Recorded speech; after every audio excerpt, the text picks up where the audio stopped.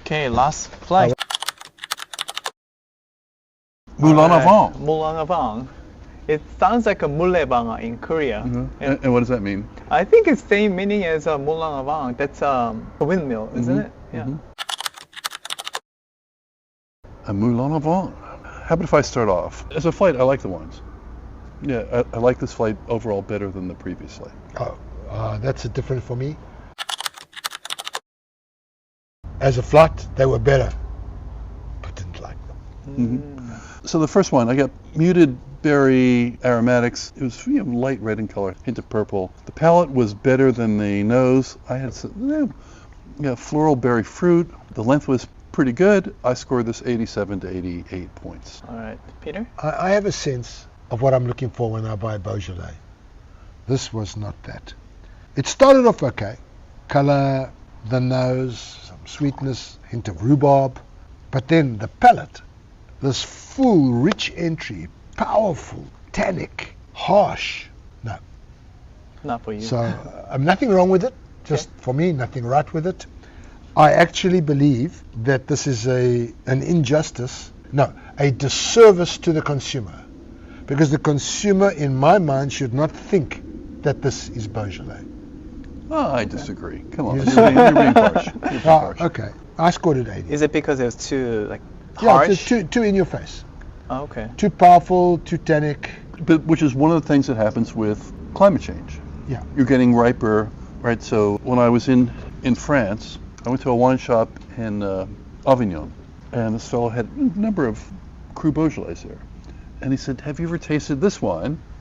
And it was a Gamay, same grape variety as Beaujolais, but from the Loire Valley and from the Muscadet region. It was much lighter in color, no purple, very crisp acidity, and it was delicious. There's a lot of Gamay grown in the Loire. Really? I didn't know that there was so much grown in Muscadet, but a lot of Gamay grown in the Loire. You know, Loire Rouge, it's so often based on Pinot Noir, but there's a lot of Gamay in that area. Number 6. Deep Ruby, which is not Beaujolais to me, but it was softer on the nose than the previous one. Black currants, black cherries, cherry cola, which is much more characteristic for me of a Beaujolais. Again, full, powerful, tannic, grippy. It was not something that I was expecting, but the wine was much better. And I scored this one 86. But it had a marked purple characteristic to it. Berry, and then I also got there was a candy I used to have as a child. Came in a dispenser, Pez. Oh, I remember. This reminded me of the grape Pez and Okay. some berry.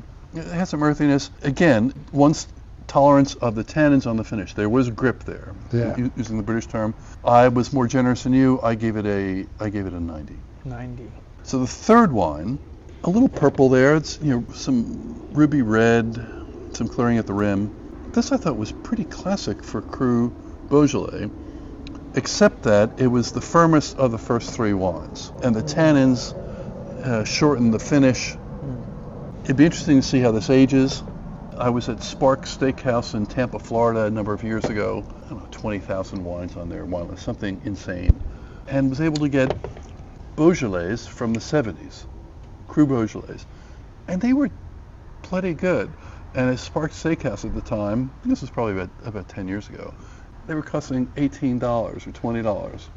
So wine number 3, what do you think? Okay, so pretty much what you're saying. Cherry, I found it very shy on the nose. Then on the entry, full, Swedish, which I'm looking for on Gamay. Grippy, which is something quite new for me. Quite tannic, needs time, but I sort of not too bad.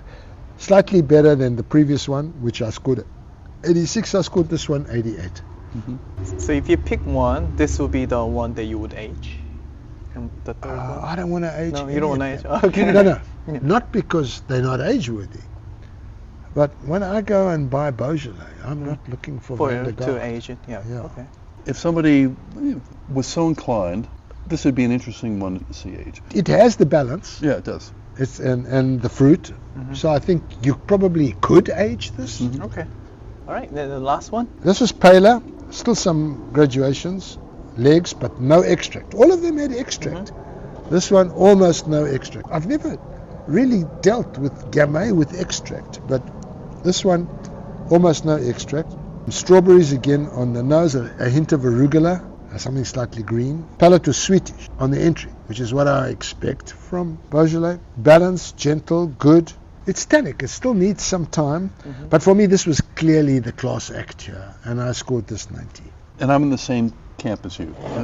I wrote down here, sweet entry, cherry berry, better balanced than the previous 3 wines, and longer. I'm 90 to 92 points on this one. Yeah. All right, let's see it. All right, Get your clothes off.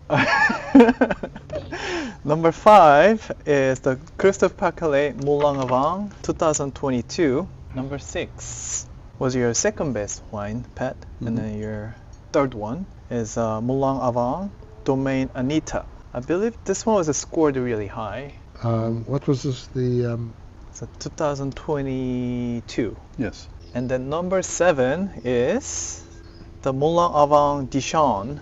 2020. It's also Kermit Lynch. Great. Okay, the last one you scored it highest, and then you too as well is Christophe Paquelin. This is a 2020. Apparently. I was going to say that Paquelin needs to go back to school, but this is a good one. It's a very nice one. Yeah, this is very nice. So how was the first shooting? It was good. I think that with time, we're going to get better. Right. Good. We've got room for improvement. And anything to add, Peter? To what? To our ending. First video shooting together. Maybe what you want to do going forward. I want to get drunk so I don't have to listen to all of this.